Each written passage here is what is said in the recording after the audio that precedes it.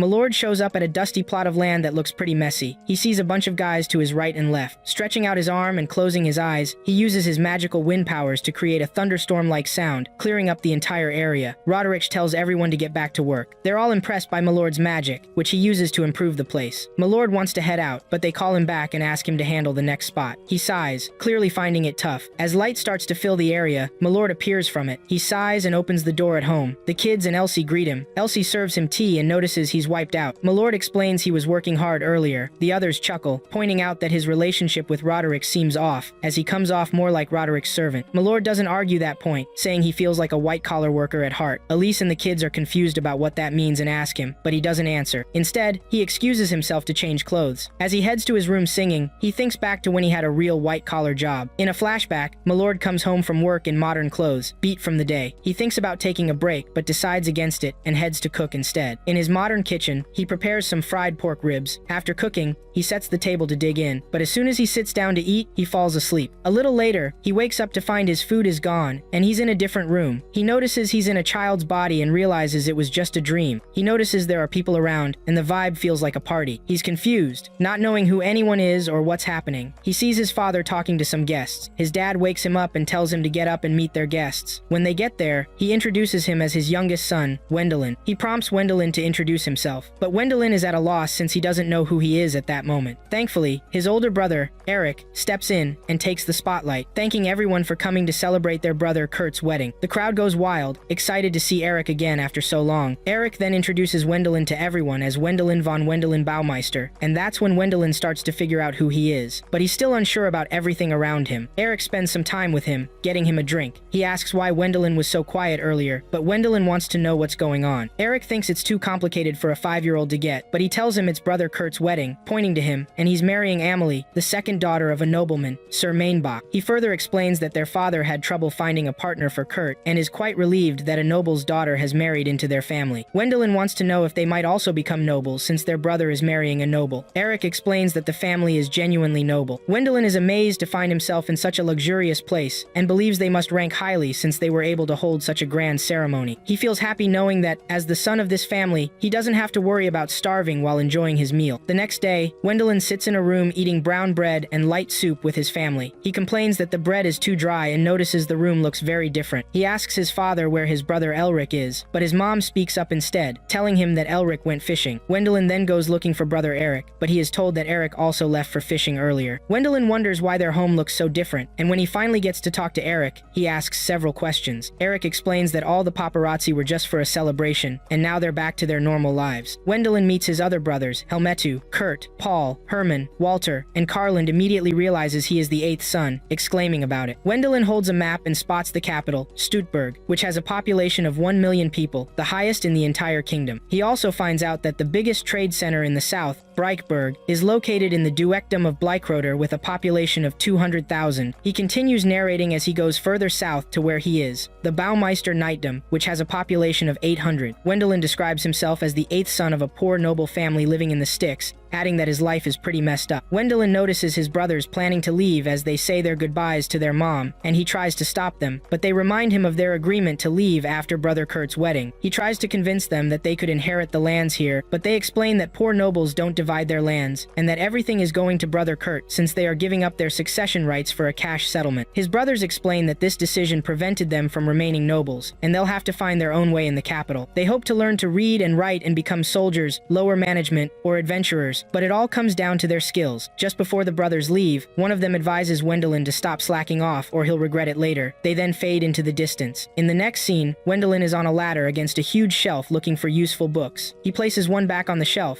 causing a couple of other books to fall, but a piece of paper catches his attention. It's titled Magical Aptitude Crystal Ball Instruction Manual. The paper explains that the crystal ball can measure your aptitude for magic, but he doesn't take it seriously at first, thinking magic is unlikely. However, as he reads on, he starts getting convinced because the paper states that everyone has mana, but only one in many thousands has enough to cast spells. His pessimistic side tells him that means he cannot use magic, but he still gives it a try as each new read convinces him more than the last. He finishes reading the paper and is annoyed annoyed, asking himself who would believe the nonsense he just read while placing the crystal ball in front of him. Wendelin yells at the ball hoping for a change, but nothing happens, confirming his distrust in what he read about the crystal ball. As he gets up to leave, the ball suddenly emits a very bright glow. He is so shocked that he doesn't move until the glow disappears. This makes Wendelin look at the paper again, which explains that you have a high aptitude for magic if you make the crystal ball shine like a rainbow. The manual also adds that he should look for specialized guides if that's the case. Wendelin rushes back to the shelf searching for a specialized guide on magic, but frustratingly, he finds nothing. The frustration builds for Wendelin as his father enters the room and finds him surrounded by a pile of books. Wendelin quickly asks if they have any more, but unfortunately, his father can't read and needs him to go gather firewood instead. The lonely forest presents a great opportunity for Wendelin to practice magic, but despite his efforts, nothing good comes of it. Just as he sits in disappointment, a character who noticed when Wendelin lit the crystal ball earlier materializes before him. The character introduces himself as a magician to ease Wendelin's fears and gently takes away the stick that Wendelin was using as a makeshift weapon for protection. When the magician tosses the stick away, it triggers a chain of events that leads to a massive rock crashing down on an even bigger buffalo. This causes the buffalo to charge at them, and the magician pushes Wendelin to successfully cast his first spell. The magician introduces himself as Alfred Rainford, a former court magician from the dukedom of Blycroder. Alfred reassures Wendelin that he will grow to be a magician even greater than himself, and the scene concludes. Wendelin sits with Alfred as he receives a proposal. Alfred tells Wendelin he plans to pass his magic powers to him. Wendelin is shocked and asks why he'd want to do that since he doesn't have any money to pay Alfred for teaching him magic. Alfred explains that he's interested in having a disciple instead of taking money. Wendelin agrees, saying he's willing to be his student. Alfred is a bit surprised that Wendelin has started calling him master right away. He tells Wendelin they'll start training the next day and asks him to keep it between them since it could lead to problems, like disputes over succession rights, if too many people find out. Alfred explains that with magic, he could quickly become the successor, regardless of his family status. The next day, they start training. Alfred teaches Wendelin about managing magical capacity to help him match his lower ability with a stronger magician. As they work together, Alfred is impressed as he realizes Wendelin's magical capacity has even surpassed his own. The training continues, and Alfred notes that Wendelin has gained a lot of experience in just a few days. He brings Wendelin vegetables, saying he's been out getting food. Wendelin is thrilled by the praise he receives from everyone after eating the meal prepared that evening. They think he has a natural talent for foraging. Alfred and Wendelin soar above the ground as they begin the next phase of training. Alfred teaches him how to control and track magical power. As part of the training, Wendelin hunts game from a distance, and they enjoy grilling and discussing their training. Alfred warns Wendelin not to go deep into the woods for hunting because it's dangerous, mentioning that the enchanted forest is home to monsters. Wendelin notices his brother, Kurt, has been watching him and tells Alfred. Alfred suggests reasons for Kurt's behavior, like him believing Wendelin has gained power, or that he's worried about losing his succession rights. Wendelin shares that he's unsure about what he wants to do with his life. Alfred recommends that he become an adventurer like he was back in the day. Wendelin loves the idea and informs his family. However, he faces a setback when he learns there's no money for him to enroll in an academy for adventurers. He feels sad about it. The following day, Alfred talks more about the academy and offers ways Wendelin can earn money for his tuition, which excites him. He also finds out the academy is located far away in the city of Brightburg, so he'll need to learn travel magic, also known as flight magic. Alfred shows him how to do it. The next day, Alfred informs Wendelin that his training will soon come to an end. Wendelin is surprised since he just started learning flight magic, but Alfred tells him he's already mastered the basics, which is enough to handle any challenges that may arise. He doesn't reveal the real reason for the training's early conclusion. While having dinner with his family, a conversation comes up about a whispering dead spotted in the woods. Wendelin learns that a whispering dead is an undead being that retains its powers, can converse with people, and doesn't look very different from humans. Immediately, Wendelin's mind goes back to the time he felt Alfred's skin, leading him to wonder about the possibility of his master being a whispering dead. He heads into the woods afterward, looking for his master, and eventually finds him. Alfred asks about his mission in the woods at that time, and he explains the danger he was warned about earlier by his family, the danger of the whispering dead wandering in the woods. Wendelin urges his master to come with him to the mansion since the monster could appear at any moment,